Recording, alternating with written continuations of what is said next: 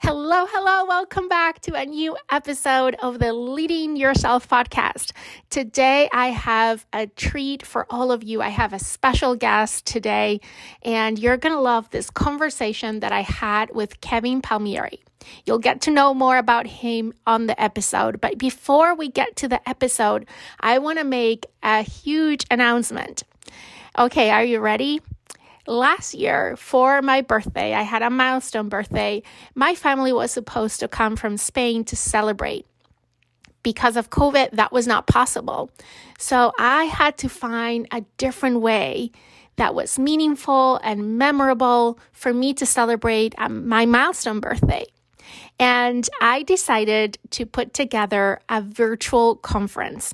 2 full days with amazing speakers. It was just amazing. It was so amazing that I decided to make it a tradition. So this year, I am bringing to you again Thrive 2022, a virtual conference that will combine amazing lineup of speakers, including Kevin, who participates in today's podcast episode, and memorable experiences. More to come on that. If you want to find out more information about the Thrive Conference and join the wait list so you get access to those experiences, check the show notes of the podcast episode.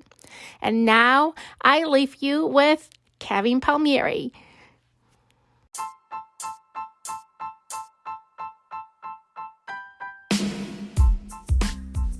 Welcome to the Leading Yourself podcast. This is your host, Carolina de Arriba. I'm an HR professional, health and fitness coach, wife, mom, and above all things, a goal-getter. In this podcast, we're going to be digging into all things leadership, professional and career development, habits, and relationships. This is a podcast for those who want to become the best version of themselves.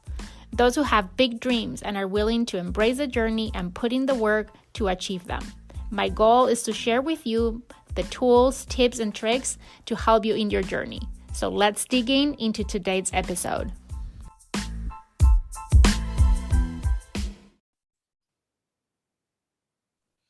Hello, welcome back to a new episode of the Leading Yourself podcast. Today, I'm really excited because we have a really special guest. Kevin Palmieri is joining us. He's the CFO, founder, and co-host of the Next Level University podcast, which is one of the top 100 self-improvement podcasts in the world with more than 900 episodes, reaching to over 500,000 people in more than 120 countries. Welcome, Kevin. Carolina, thank you so very much for having me. I appreciate it. And thank you for the wonderful introduction.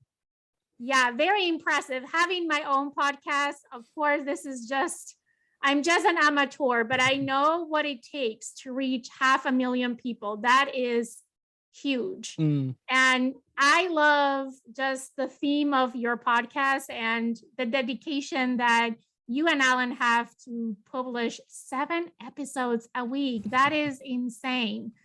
But Before we talk about your podcast, and I can't wait to pick up your brain on some of the personal development, personal growth topics that it's something I love to talk about. Can you share a little bit about your background and how did you came to be the co-founder and host of Next Level University? And maybe you can share a little bit about what Next Level University is. Of course. Yeah. So I always start my story with the context that I was raised by my mom and by my grandmother. So when I grew up, I did not have a father in the picture. I actually didn't meet my dad until I was 27. And when all of my friends decided after college or after high school, they were going to go to college, I didn't know what I wanted to do with my life, but I knew I didn't want to go to college. I just didn't know what I wanted to do. So it didn't make sense to go pay money to try to figure out what I wanted to do. So all of my friends, Carolina, they were in college and they were living the dream and meeting new people and having awesome experiences. And I was working full time. I was pumping gas at a local gas station, and that was my full-time job. And after that, I just job hopped.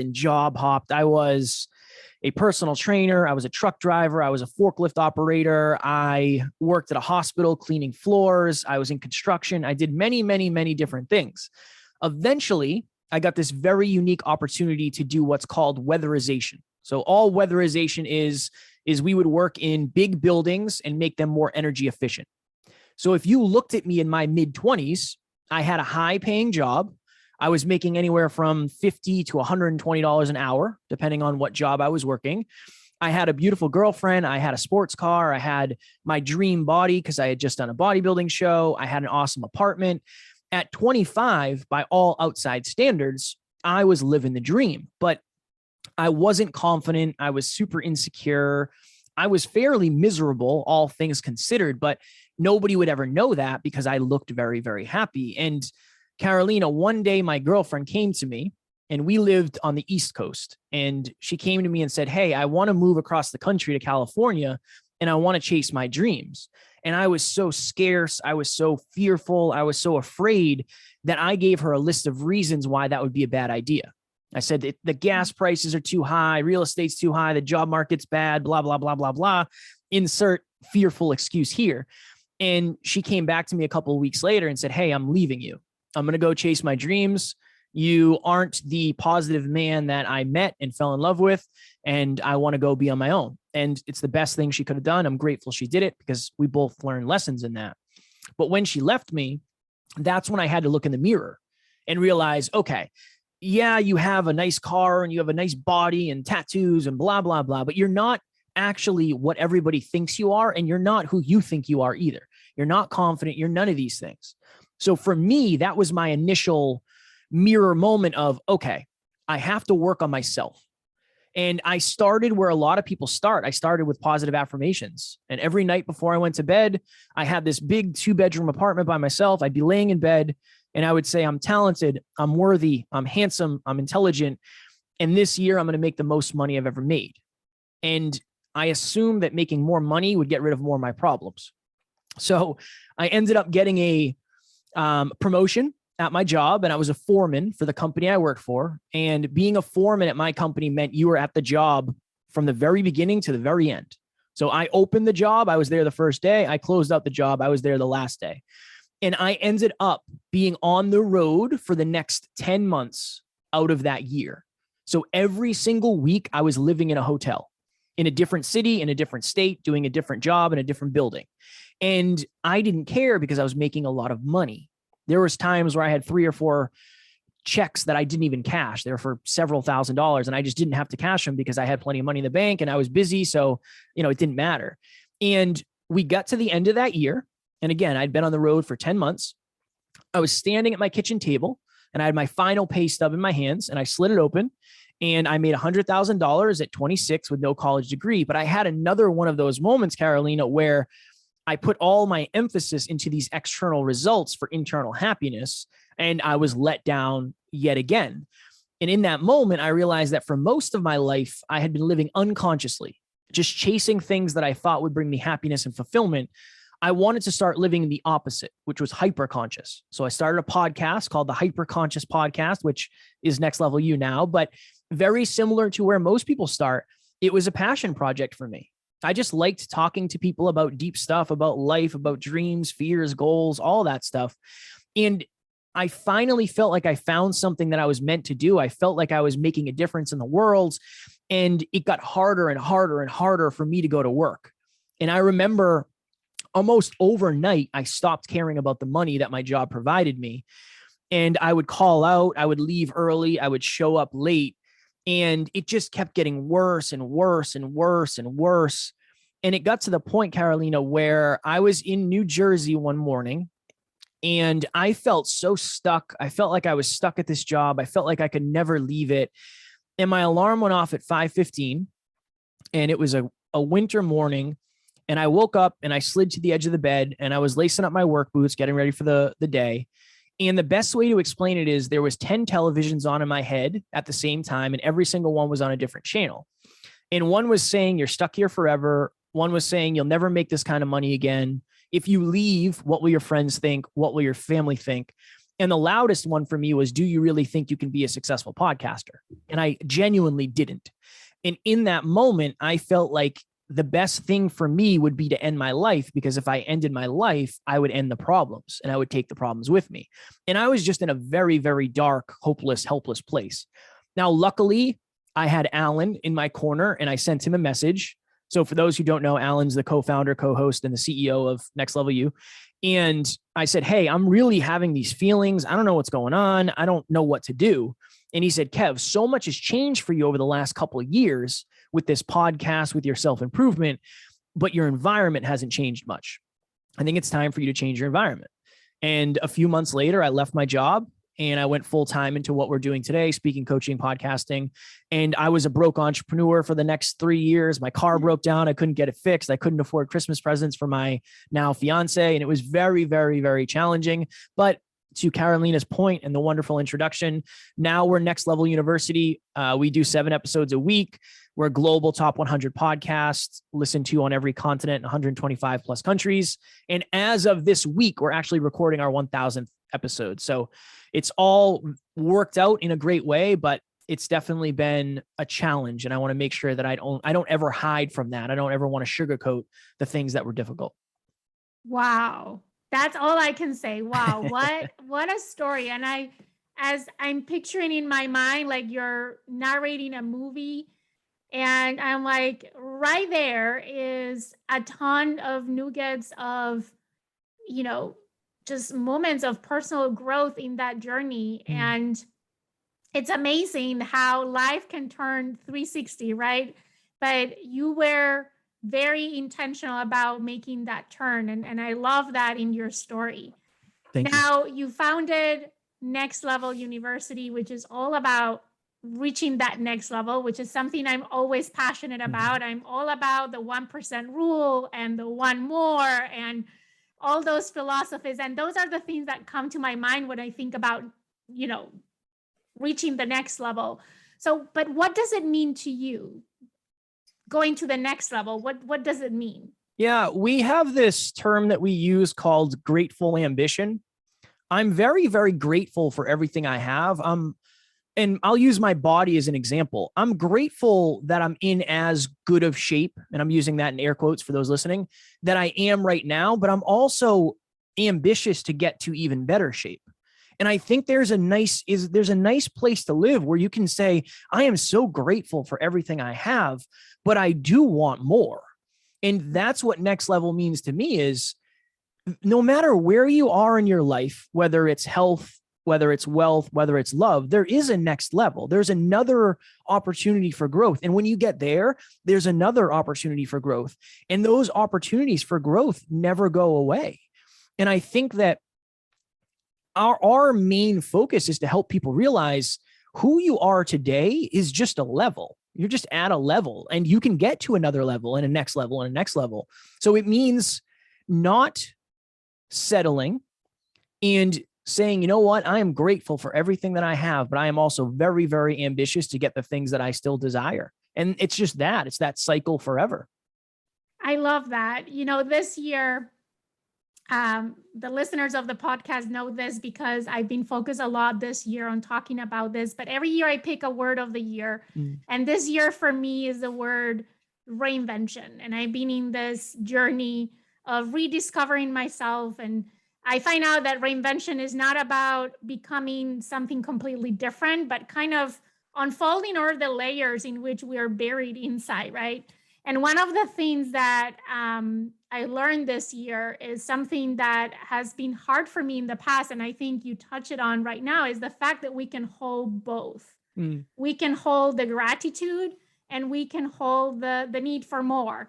We can hold the happiness and the sadness. Like we can hold things that seem opposite and we can have both. And there is, I'm so big in gratitude, right? And sometimes I was reflecting with a friend last week. I'm like, I need to re-examine how I look at gratitude because I think that gratitude is pulling that balance off in the sense of I use gratitude as an excuse sometimes, which could be a trap, right? I think I go to gratitude all the time because it has been life-changing for me.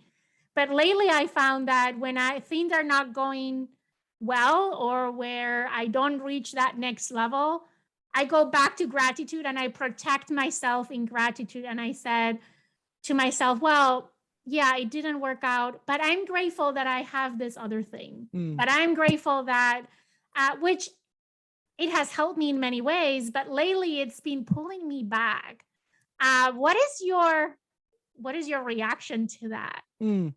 I think you have to go to the level of self-awareness to understand your level of self-belief determines how you should react to certain situations. From my studies and coaching calls and all that stuff, if you're somebody who is very, very, very confident, I think that you should take your losses and say, wow, I should be way better, because you need that humility to make sure that you're living an accurate life. If you're somebody who struggles with self-belief, I would say that's a good thing. Saying, you know what? Yeah, this didn't go my way, but I'm super grateful for all the other results I have. When things are going well, you have to take on more challenge, right? When you're crushing it, give me more to crush. But when you're struggling to get out of bed, you should not put more on your plate. You really should focus on what you're grateful for. So I think it depends on where you are in the journey. I think it depends on where your level of self-belief, self-confidence, self-esteem, self-worth, where all of those are. But I would say that as long as you're aware of it, which you clearly are, then you can start to shift it. And it's minuscule shifts, because it didn't just happen like that, right? You didn't just go from ambitious to grateful. It was something probably happened, and then it was another something and another something. So you can do the opposite too, just to start shifting it back. But awareness is always the first key before anything can change. So you're already making progress, whether it feels like it or not. That's a different story, but you're already making more progress than you probably think. I love that. I can't agree more with you. I think self-awareness is one of those foundations for everything, right? For personal growth, for career development, for everything in life. Like, I think when people come to me and talk about what can I do, where can I start, I'm like, just start with becoming more self-aware. Yeah. That is a great first step always. Now, talking about steps and first steps and leveling up, if someone is listening right now and they're like, I love Kevin's story, I love this concept of next level, but I don't know where to start. How can you start leveling up and take your life to that next level? So I think it's an important understanding to realize that your life, the results you get out of life, are directly correlated to the habits that you practice most often. So what I always say to people is, let's start very, very, very small. And let's just start at the habit level. So I want you to sit down and I want you to create 2 habits under health, 2 habits under wealth, and then 2 habits under love. So what do I mean by that? Under health, and maybe you do this already, but I've found that many, many, many people don't. And this is just a drastic thing that seems pretty small. Under health, if you create 2 habits and do them every day, you will be healthier. Weigh yourself and track your calories. Those are 2. Simple to start. They might not seem like they're going to shift overnight, and they're not. But if you do them every day, something will happen. So under health, track your calories, track your weight. Under wealth, every single day, I want you to track your finances. I want you to go into your bank account and say, okay, I spent X amount of dollars yesterday. I made X amount of dollars today. And I want you to check on that every single day. And then another good practice for your second habit is eliminate all non-essential spending. So I used to get a coffee every single day I went to our podcast studio, $4.20. If you multiply that by 5, that's $20 a week. That's over $1,000 a year. So if that one decision gets changed, I save myself $1,000, which I can then invest. So those are 2 under health, 2 under wealth. Many people get into relationships without studying relationships, and they don't know what works. They don't know what doesn't work. They don't have any practices around relationships. So 2 under love, you can play the gratitude game with your partner. So every night before my fiance and I go to bed, we say what we're grateful for about one another. That's 1. If you're single, you can do positive affirmations. You can play the gratitude game with yourself. A version of self-love might be meditation. It might be taking a bath. It might be yoga. It might be lighting a candle and reading. There's a lot of different things you can do for love, but most of us aren't practicing those habits consistently. So imagine the version of you that wakes up in the morning. First thing you do, you use the bathroom, and then you get on the scale and you write down your weight. And then you say, okay, cool. I'm going to track my calories for the rest of the day. Boom, done. You go into your bank account and you say, okay, I have blank amount of dollars. Yesterday I spent blank amount of dollars. You write all that down. You skip the coffee on the way to work. You skip Burger King on the way home, and you save money. And then the last thing you do before bed is you say, I am grateful for this about my partner. I am grateful for this about myself. And then you do a little self-love meditation. Those 6 habits will drastically change your life over the course of months and years. And they're relatively simple to start. They're not massive, massive, massive habits. They're low enough where it's not too scary to start, but you're going to get results if you do them long enough. I love that, Kevin. I am, those who know me, they know that I'm huge on habits. Like, it's something that I love. In fact, one of my favorite books of all times is Atomic Habits. Mm-hmm. Like, it's like the Bible, right? It's amazing.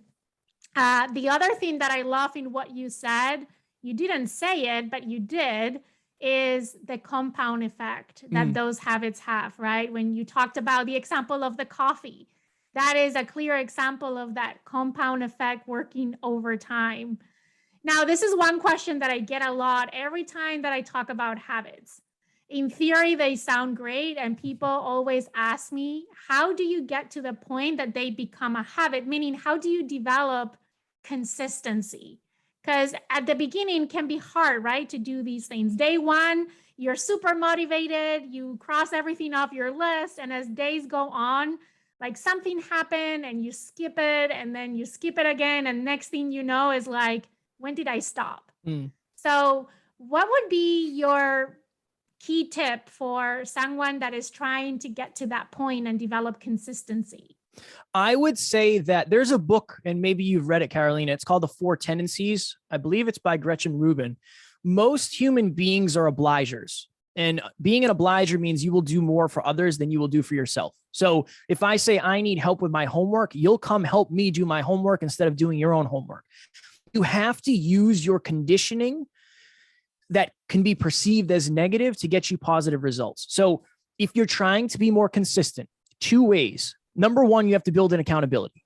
You need accountability. There has to be a bigger reason than you're just doing it for yourself. So I think about it like this.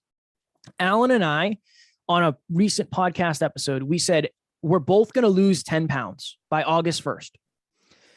The way we're going to do that is we are going to create a commitment device. A commitment device basically says, I am going to be committed to this, and I am going to put skin in the game.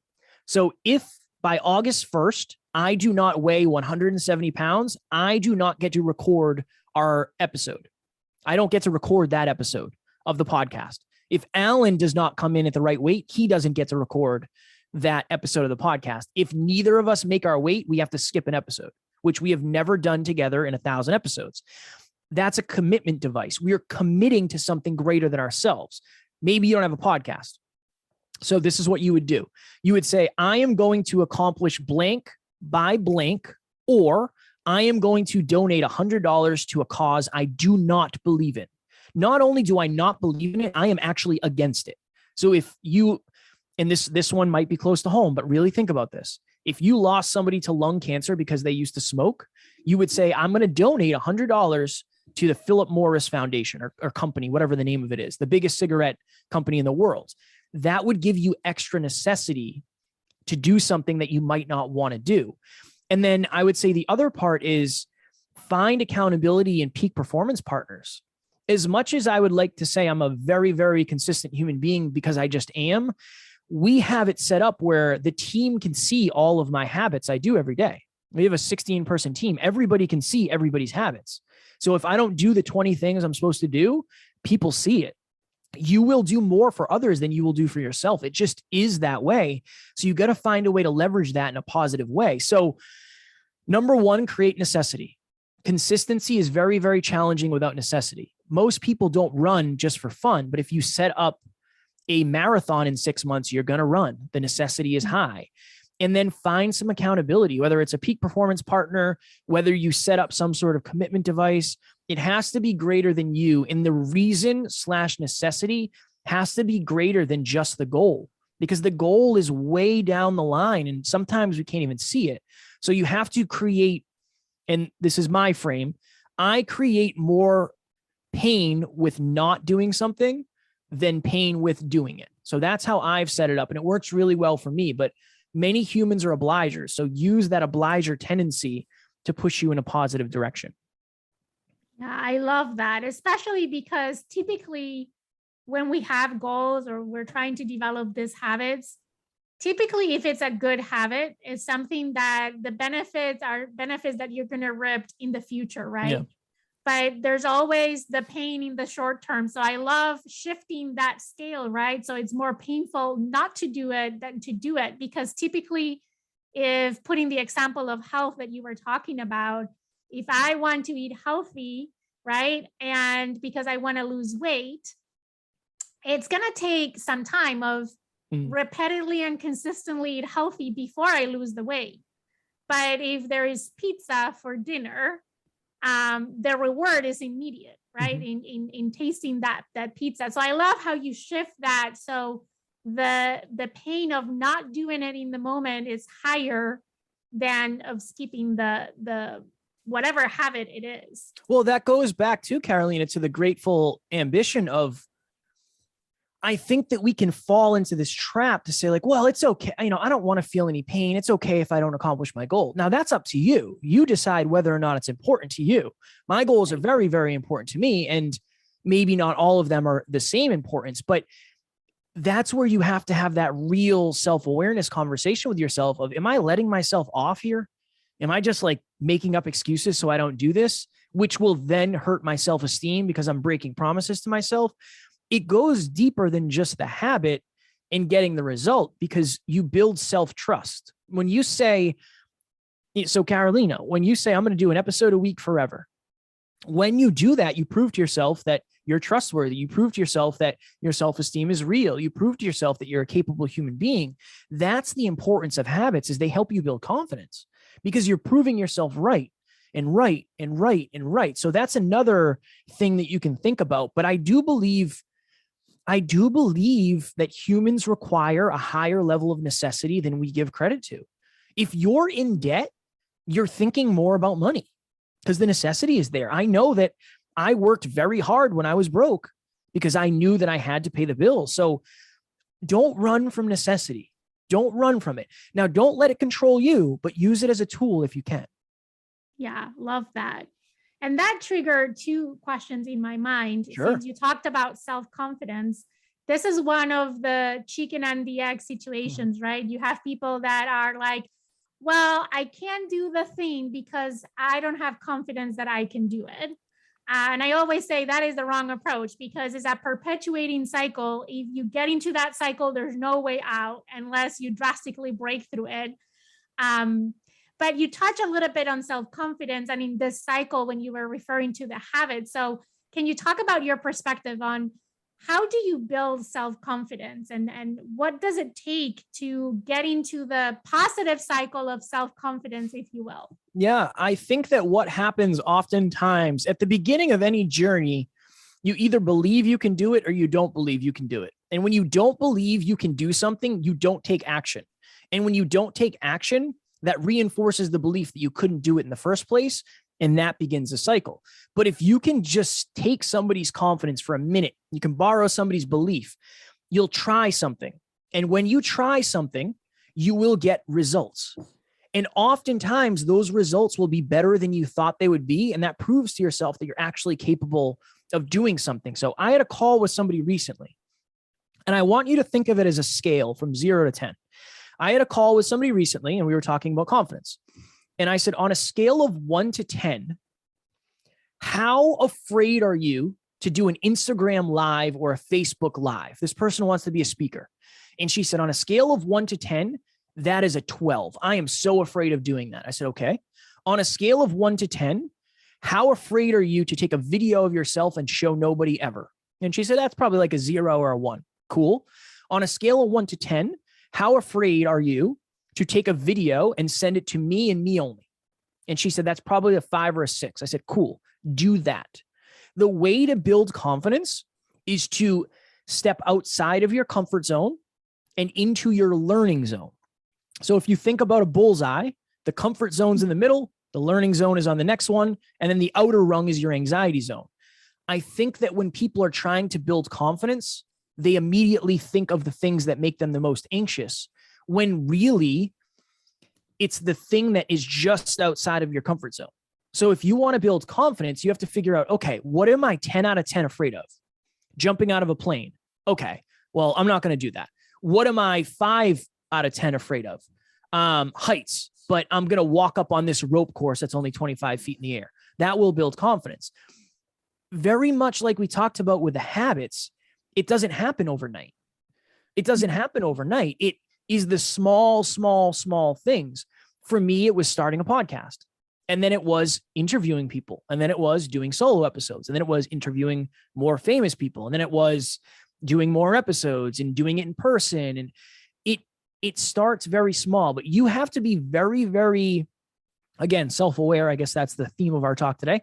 You have to be very, very self-aware, very hyper conscious of where is your comfort zone? Where does that extend to your learning zone? And then where does that extend to your anxiety zone? If you want to be more confident, you have to live in your learning zone and avoid anxiety as much as possible and visit your comfort zone. You visit comfort, you visit anxiety. Confidence comes from the learning zone. Small steps, small. Yeah, love that. And I think that is the key, because I think a lot of people, when you talk about you need to really go out of your comfort zone in order to build that confidence, people go directly to that anxiety zone, right? And then what happens is the same in that cycle. They fail because they set something that it was too big, and then they reinforce the disbelief that they had at the beginning. So it's critical not to jump to that anxiety zone, but stay in that learning zone. Yeah, it's so important. Alan is a more confident human being. He has the 10 out of 10 belief. So, and I learned this the hard way. I lived in the anxiety zone for 3 years, 4 years, maybe. And that genuinely took a toll on me to the point where I developed anxiety. I never had anxiety before. It's because I was living in the anxiety zone because that was Alan's learning zone. Now, if I lived in my learning zone, I might not have grown as fast, but there are positives and negatives that came from that. But now I understand that my learning zone is different than Alan's, and my learning zone is different than Carolina's, and my comfort zone is different. It's personal, and you have to figure out what is your zone and how do you just get outside of it a little bit, not too much, because it might have negative downsides. And it's all a trial and error, right? There is no manual that comes with it. It's just stepping outside of your comfort zone, see how far you can go. And then the thing is that comfort zone continues to grow and expand. So your learning zone doesn't stay the same over time. Right. What today is your anxiety zone, a month from now might be already within your learning zone because you keep growing over time. So 100%. Yeah, it goes back to what we were talking, right? That self-awareness is so important, checking in constantly with yourself. And that, for me, is that self-reflection, right? Once I do something that scares me and I try to chase moments of fear, like Eleanor Roosevelt quote, like do something every day that scares you. I try to do that intentionally. And after I do that, I kind of reflect on, okay, what did I learn from this? How comfortable or uncomfortable was I doing this? And it's like taking the temperature of that learning zone. Yeah. So important. It's so important. Yeah. I want to go back to the story when you opened today, we were talking about habits, but it brought me back to your story when Alan told you need to change your environment. And I think environment plays such a huge role when you're trying to level up, when you're trying to grow, when you're trying to change something. Can you talk a little bit about, in your case, right, what does change in environment meant? And how can someone be intentional about changing their environment so their environment supports what they want to achieve and taking life to that next level? Yeah. As human beings, for most of us, our environment represents the people around us more than anything. I mean, most of us live in, if it's a home or an apartment or whatever, yes, you can optimize your environment. But what I have seen is it's the community aspect of the environment that has the biggest impact on people. This is a simple question that I won't say it will change your life, but it can change your life if you ask it and then answer it. Are the people in your life the best from your past or the best for your future?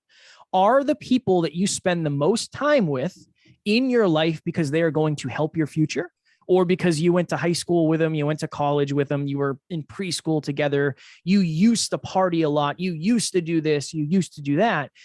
If the people in your life aren't there because they make your future a better place, I would re-examine why they're there.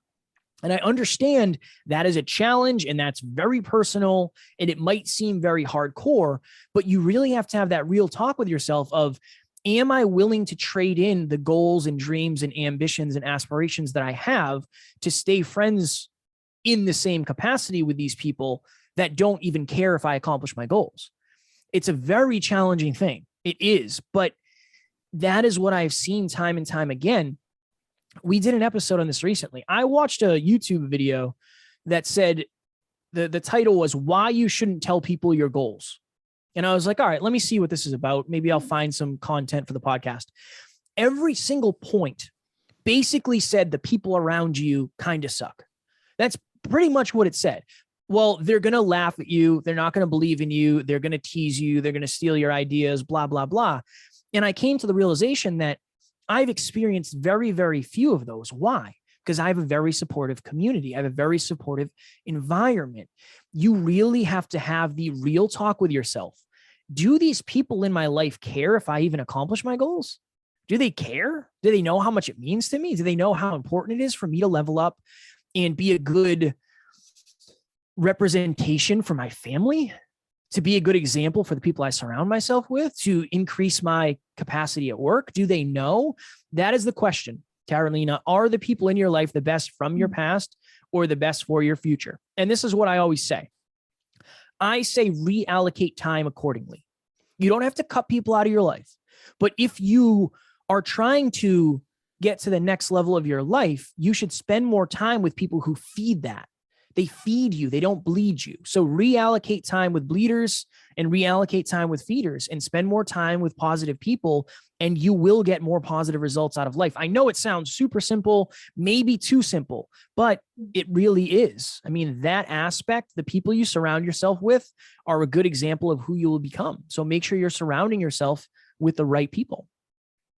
I'm constantly smiling because I think you and I think so alike. Like all these things are the themes that I always talk about, right? When I say you need to change the people you surround with yourself with, doesn't mean that you're cutting off people from your life, but to your point, you're reallocating time with who you're spending time. And I think it also, back to what we were saying before, right? That self-awareness and that self-reflection is important here as well, because your goals change, you evolve over time. So the people you're surrounding yourself are not going to always be the same. They can shift, right? If today I have the goal to run a marathon, I want to surround myself with marathoners, with runners. But if next month my goal is to grow my podcast, then I'm going to call Kevin and hang out with Kevin, right? Like it depends on where you are and what stage you are in your life. But I think the example you were sharing, I'm thinking to myself, yeah, I'm like, obviously, if you don't feel confident that you can share your goals with the people around you, then you need to question whether you should spend time around those people, right? Yep. That is huge. Love it. Okay, so moving on to a different theme, maybe, or jumping around here. One of the themes that I think you and I have in common is our love for personal growth and personal development. So can you talk a little bit about what role does personal growth and personal development has played in your life, and How does that look for you? I think a lot of people ask me, and I very direct and open say, I invest at least 1 hour in my personal growth every day. And I'm very intentional about it. I have created, to your point before, a necessity about it. It's a non-negotiable. And I always get the questions like, how can you fit that in your schedule? That is a different question, but the original question, what role does personal development play in your life, and how does that look for you? It really is, to your point, it's everything. I didn't understand this in the beginning. I didn't understand how malleable we were as human beings and how you could go from having a fixed mindset to having a growth mindset, and then understanding what a growth mindset actually is. In the beginning of this journey, I didn't think any of this was possible. Genuinely. I did not think we would make as much money or have as much impact or have the experiences we've had with this podcast. I didn't know we'd have as many listens. I didn't know any of that was possible. The reason that we have the results that we have is because we have invested in ourselves, to Carolina's point, every single day for the last 5 years, and Alan, 7 years. Every single day, I learn for at least 45 minutes. And it's usually way more than that because I'm surrounded by amazing people, which is awesome. But it's this understanding that the results you have, the circumstances of your life, what your reality looks like is, if you're older, especially, it's correlated to what you're investing in. If you're investing in yourself, your life will improve.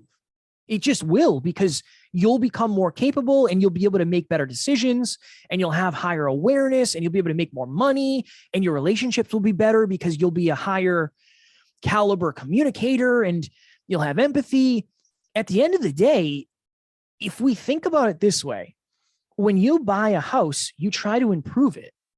You say, well, I bought this house, I'm going to paint it, and we're going to put new carpets in, and we're going to get new furniture, and we're going to get different Wi-Fi. And then eventually you sell that house and you make a profit. That's what we're trying to do as human beings. I came into this world as a version of Kevin. And the more personal development I do, the more self-improvement I do, the better opportunities I have. I have amazing opportunities now that I never had before. And I also understand I'm a white male in the freest country in the world, so that is obviously a part of it. But I've done so much work to try to create more opportunities for myself. And when you pour into yourself, you're able to pour more out. And that's another part of it too, is when you raise your awareness and you raise your personal development set point, you're able to help people because you are ahead of some people in their personal development journey. And if you're 1 or 2 steps ahead of somebody, you can help them. So it is everything. It is super important. It is something that I am obsessed with. It is a necessity. It is a non-negotiable.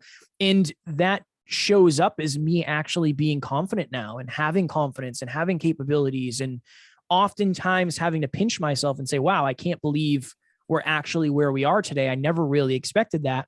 And then part 2, I'm actually excited for the future because now I understand how much can change in 5 years, how much can change in another 5 years. That's where it starts to get exponential and things get really, really wild. So understanding you are not where you are today is not where you have to stay forever. If you practice personal development, you focus on self-improvement, you try to increase your capabilities as a human, your circumstances, your environments around you will start to shift as well. Yeah.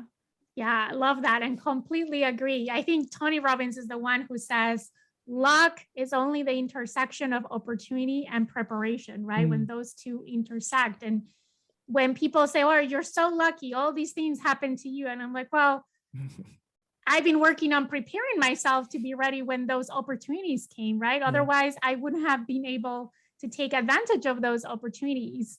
So I love that part. And the other thing I would say is over the last 2 years, I've done several life assessments where you evaluate the different areas of your life, right? 1 to 10. And I did one just last week. And it's probably the lowest rating that I've had in the last 2 years. And for a minute, I'm like, oh, am I taking steps backwards? And that's not absolutely true. It's totally the opposite, right? I think when you start to invest in personal development, you start to realize what your true potential is. And you continue to expand that potential. So when I evaluated myself 2 years ago, the ceiling was here, right? And I was evaluating a 10 being here. Now a 10 is up here, right? So it's very different. And the meaning of a 10 is a huge difference. But that's what personal development also does. That has been my experience. It just expands your horizon, expands your opportunities, expands your self-awareness. And the more you grow, the more you start to build that self-confidence that you were talking about. And then your potential just goes up the roof. Yeah. We've seen it on the team. I mean, the team is all coached by Alan, and they're in this culture of self-improvement, habit tracking, get better every day, learn. And it's not a coincidence that some of them have gotten their dream jobs. Others of them are saying, hey, we want to come work with NLU full time, and we're willing to do this. Like, I've lost weight. My relationship is better. Those aren't coincidences. It's because they're focusing on improving themselves. And when you improve yourself, you improve everything you're a part of. You raise the temperature of the room, and your relationships increase, and everything does, because you are increasing your capabilities as a human. So to your point, Caroline, I 100,000% agree. Yeah.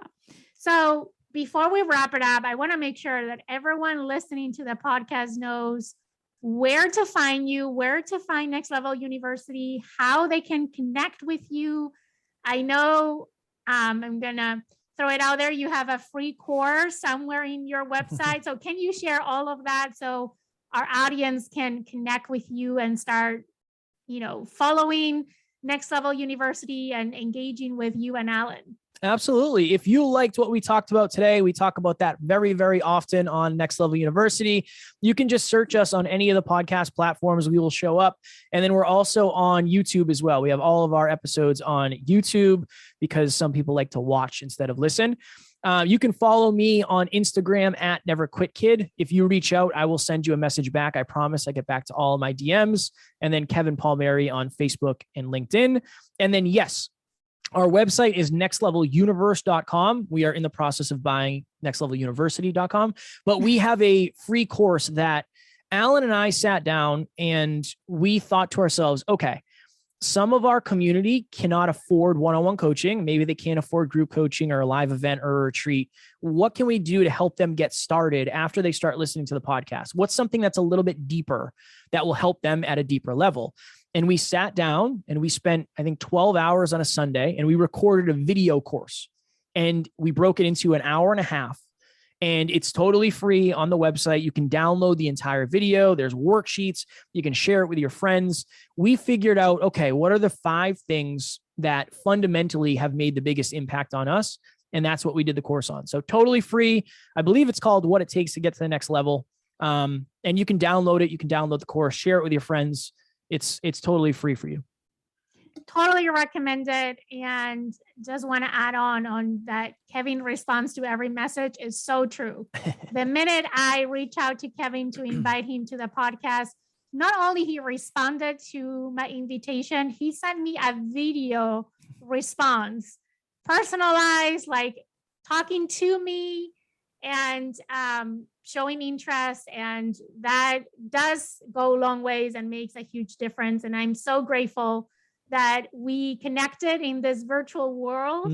I'm so grateful to have an opportunity to chat with you today, Kevin.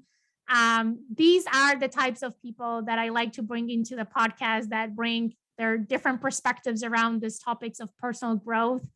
And during our conversation, I found that we share so many of those. So it was an absolute pleasure to have you here today, Kevin. Thank you so much. I appreciate the conversation, the wonderful questions. And yes, there was a couple of points where I was like, yep, Carolina and I are very, very similar in many ways. So thank you so much. I appreciate it.